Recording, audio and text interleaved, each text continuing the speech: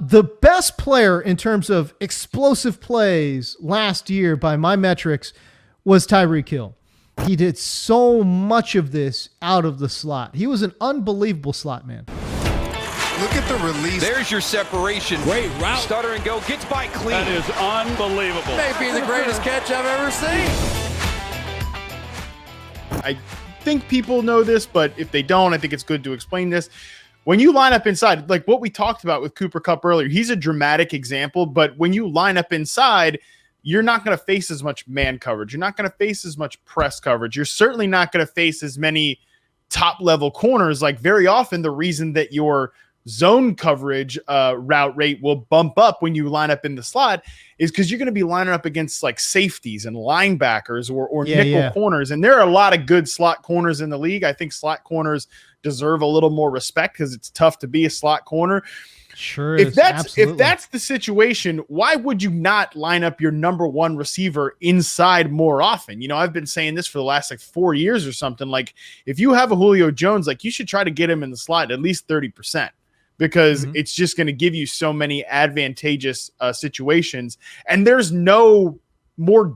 Is there a more dangerous receiver in the NFL than Tyreek Hill? You're probably not going to have your number one corner trail him inside. Right. Because like these guys, think about the players like even like who's a good like great outside corner that doesn't really follow number ones. Like they're used to like Richard Sherman was always used to working like one side of the field.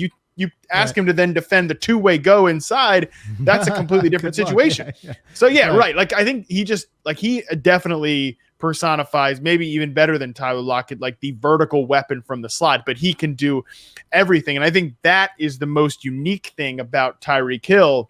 Reception perception, like you mentioned, very loves Tyler Lockett, is well known for all of these great breakout predictions. I think one of the ones that I'm most proud of is actually saying, like, back when Tyreek Hill, remember, James, like after his rookie year, people were like, well, this is just a gadget guy. You don't draft the next Cordero. Like people literally, use the names like Cordero Patterson and Tavon Austin when describing what Tyreek Hill could have been because he was used as a gadget type guy in his first year in the league.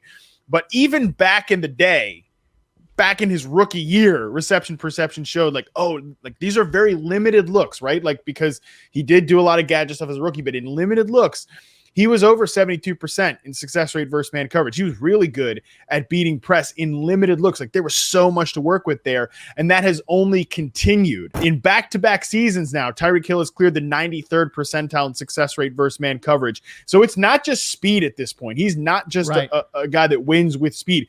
He's become a very good technician. He's become a really good route runner that wins at every level. He's also incredibly good in contested situations. He's also incredibly good at the physical part of the game. There's really nothing that Tyreek Hill can't do. And to that press point, I know there was a viral clip of when like one of the poor Bills cornerbacks like tried to get up in his face in the playoffs or something like that and just got, absolutely roasted. Tyreek Hill has fallen under 80% in success rate versus press coverage just once in his entire career. He truly is, a full field, true number one receiver. That is just, the fact that he plays with Patrick Mahomes is just basically unfair. I love the 95th percentile versus man, 95th percentile versus press, the success rates there. And it is incredible what these two guys, you talk about Mahomes and Tyreek Hill, give each other, but yeah. And then you throw in Andy Reid on top of that, Matt Harmon, like good night. If you want to take away Tyreek Hill, there's Travis Kelce. Great. Like, I think if you could make one kind of ding at the Chiefs roster right now, is that it's too top heavy on offense because you have those two guys, but who's emerging as that number two? Is it going to be McCole Hardman? Is this the year? Is this the year for McCole Hardman? I don't know, but buddy, can I just say, can you imagine this team, this offense? They took McCole Hardman over DK Metcalf. Can you imagine DK and Tyreek Hill running around with Patrick Mahomes? Yeah. What? Yeah. Oh my God. Oh my God. It hurts me. It absolutely hurts me. Although to be fair, Chiefs fans would be unbearable.